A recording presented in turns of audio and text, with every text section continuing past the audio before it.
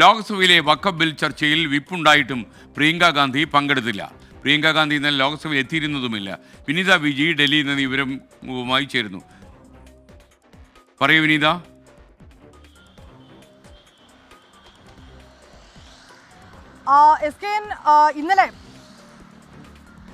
ഇന്നലെ ഈ വഖഫ് ബില്ലിന്മേൽ വലിയ ചർച്ചകൾ തന്നെയാണ് നടന്നിട്ടുണ്ടായിരുന്നത്. എല്ലാ അംഗങ്ങളും പങ്കെടുക്കണമെന്ന് നേരത്തെ തന്നെ കോൺഗ്രസ് വിപ്പും നൽകിയിട്ടുണ്ടായിരുന്നു. പക്ഷേ ഈ ചർച്ച നടക്കുമ്പോൾ പ്രിയങ്ക ഗാന്ധി ചർച്ചയിൽ പങ്കെടുത്തിട്ടുണ്ടായിരുന്നില്ല. ഒപ്പം തന്നെ സഭയിൽ നിന്ന് വിട്ടുനിൽക്കുകയായിരുന്നു. പൂർണ്ണമായും കോൺഗ്രസിന്റെ മേൽ പ്രിയങ്ക ഗാന്ധി ഒരു വിപ്പ് ലംഘനം തന്നെയാണ് നടത്തിയിരിക്കുന്നത്. അതേസമയം രാഹുൽ ഗാന്ധി ഈ സഭ ആരംഭിച്ചപ്പോൾ ആ സഭയിൽ എത്തിയിരുന്നില്ല. അദ്ദേഹം ഏതാണ്ട് 1 മണിയോടുകൂടിയാണ് സഭയിലേക്ക് എത്തിയത്. പക്ഷേ ഈ ചർച്ചകളിൽ അദ്ദേഹം പങ്കെടുക്കുകയോ അല്ലെങ്കിൽ അതുമായി ബന്ധപ്പെട്ട് സംസാരിക്കുകയോ ചെയ്തിട്ടുണ്ടായിരുന്നില്ല. കോൺഗ്രസിനെ പ്രതിനിധീകരിച്ച മറ്റു എംപിമാരൊക്കെയാണ് സംസാരിച്ചിട്ടുണ്ടായിരുന്നത്. ഈ രാത്രി വോട്ട് എടുപ്പ് നടക്കുന്ന വേളയിലും പ്രിയങ്ക ഗാന്ധി സഭയിൽ എത്തിയിട്ടുണ്ടായിരുന്നില്ല. പൂർണ്ണമായും കോൺഗ്രസ് നൽകിയിരുന്ന വിപ്പ് ലംഘനം തന്നെയാണ് പ്രിയങ്ക ഗാന്ധിയുടെ ഭാഗത്തു നിന്നുണ്ടായിരിക്കുന്നത്. ഇതിൽ എന്ത് വിശദീകരണമാണ് പ്രിയങ്ക പാർട്ടി നേതൃത്വത്തിന് നൽകിയതെന്ന കാര്യം കൂടി ഇനി അറിയേണ്ടതായിട്ടുണ്ട്. പക്ഷേ ഇതുവരെയായും അത് സംബന്ധിച്ചുകൊണ്ടുള്ള വിശദീകരണമോ അല്ലെങ്കിൽ എന്തുകൊണ്ട് മാറി നിന്നുവെന്നുള്ള കാര്യമോ കോൺഗ്രസ് വ്യക്തമാക്കിയിട്ടില്ല. ഇന്നലെ നമുക്ക് ഈ സഭ